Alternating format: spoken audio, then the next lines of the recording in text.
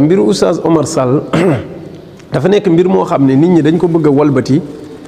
tuddee ko nu mu tuddul tuddee ko lan Sénégal léegi boo waxee yàlla ne yonent bi ne képp yem ci ñu dugal la kaso déedéet Omar Sall yàlla ne yonent bi ne dugalu ko kaso de Omar Sall tooñ moo ko dugal kaso loolu mooy dëgg mais waaraate yàlla ne yonent bi ne nit ñaa ngi koy def te dugguñu kaso waaye nag su fekkee da nga taamu benn kuréel di def activité bu ñu xam te jël activité boobu jàppee ko ak jaamu yàlla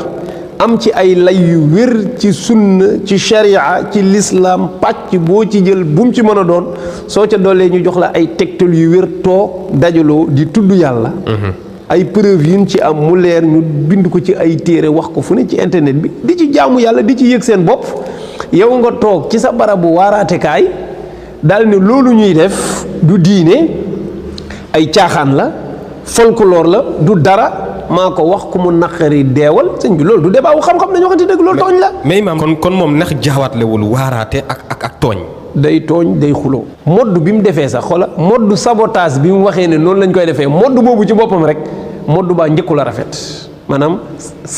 saboté benn say mbokki jullit yu jaamu yàlla nga toog di leen waar mais xanaa boo leen di waar doo leen saboté parce que nit ki boo ko bëggee waar pour mu dellu si ci yow mais doo ko saboté mais di ko saboté ba nga xam ne boo gisee après gars yi bi ñu xëccee vidéo bi suum ko ñoom tamit da nga koy xool sax kanam gi du la nuru sax kanamu doomu aadama parce que sabotage bi mu doon def moom la gars yi doon jël di ko delloowaat kon man li ma jàpp mooy waaraatewul ba dugg kaso déedéet dugg kaso du gàcce. waaye duggiin am na ñu fiy waaraate te dugguñu kaso. walaay dugguñu kaso. tudd naa léegi docteur Ablaye Lam mënoon naa tudd docteur Makhtar Kébé ku ko gën a nekk intellectuel xàmmee ràññee te boo waxee alxuraan ak sunna lay dund yoonam newul ci leneen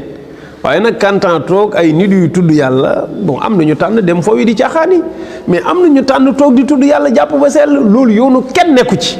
mu ne ci ay caaxaan ngeen nekk folklore lu du diine d'abord te bu leen naqaree dee leen maa ko wax loolu nekkatul waaraate loolu tooñ la loolu la am ñu ko gis ci kuréel gi ne lii duñ ko bàyyi mu jàll ñu dem porter ko plainte ñooñu porter wuñ ko plainte parce que dafa ne yàlla ne yonent bi ne de ñoom dañ koo porter plainte ne dalee na ŋàññi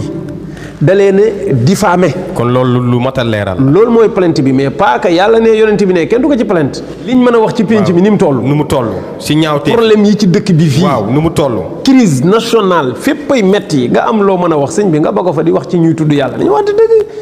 kuy waaraate dëkk bi li fi ni ci kolom mbon ñii di jaay seen bopp ñii carte gi lii nguur jigéen gi lii càcc gi lii luubal gi lu ne fi ñu mën ci wax nga ne ko fa kupp yow taamu ñi nga xam ne dagg seeni yitte toog di tudd yàlla nga di leen xas